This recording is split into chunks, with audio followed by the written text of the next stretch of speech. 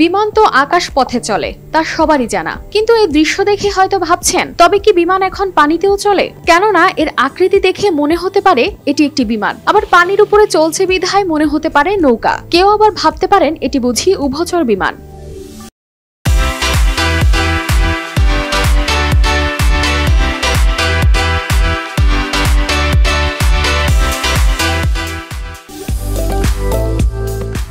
বিশেষ এই যান তৈরি করেছেন চীনা উদ্ভাবক লিউ শিয়াংচিয়াং। উদ্ধার কাজ ও জলের উপরে পণ্য পরিবহনের জন্য তৈরি এই যানের নাম গ্রাউন্ড ইফেক্ট হোভার কার। তবে এর উদ্ভাবকের দাবি এটি একটি বিমান। এতে রয়েছে নৌকার বৈশিষ্ট্য, যা সাধারণত পানির উপর চলে।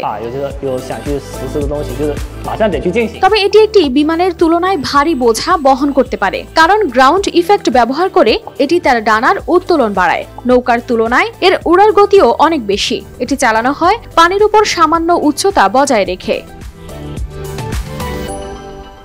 উদাহরণস্বরূপ একটি সাধারণ নৌকা বা মালবাহী জাহাজ সাধারণত প্রায় 30 নট গতিতে চলে, সেখানে এই যানটি ঘন্টায় 50 কিলোমিটার পর্যন্ত গতিতে পৌঁছাতে পারে। তাই একটি বিমানের তুলনায় এর বহন ক্ষমতা বেশি এবং একটি নৌকার তুলনায় এটি অনেক দ্রুত চলে বলে দাবি করা হচ্ছে। এছাড়া মাত্র একবার চার্জে এটি প্রায় 15 মিনিট চলতে পারে। চীনা উদ্ভাবক লিউ শিয়াংচিয়াং, যিনি উড়ন্ত সাইকেল তৈরি করার জন্য বিখ্যাত, তার সর্বশেষ যানটি তৈরি করতে সময় লেগেছিল 4 বছর। এই উদ্ভাবক তার ডিভাইসটি পানির উপরে চালাচ্ছেন এবং তার টিমের সাথে কাজ করছেন।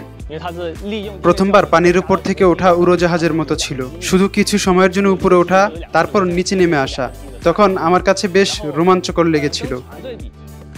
এই যানটি গ্রাউন্ড ইফেক্ট নীতিটি ব্যবহার করে পানির উপরে উঠতে সক্ষম হয়, যা গাড়ির ডানা ও পানির মধ্যে একটি বায়ুগতীয় মিথস্ক্রিয়া। অর্থাৎ গাড়ির ডানা এবং পানির মধ্যে যখন বাতাসের প্রবাহ ঘটে, তখন তাদের মধ্যে যে প্রভাব ও ক্রিয়া প্রতিক্রিয়া সৃষ্টি হয় তাকে বায়ুগতীয় মিথস্ক্রিয়া বলা হয়। আর এই প্রক্রিয়াটির ফলেই গাড়িটি পানির উপরে উঠতে সক্ষম হয়।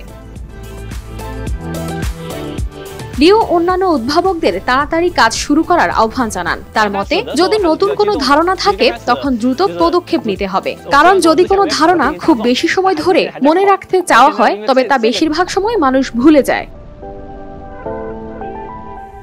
কানিস ফাতেমা শিমু, RTV।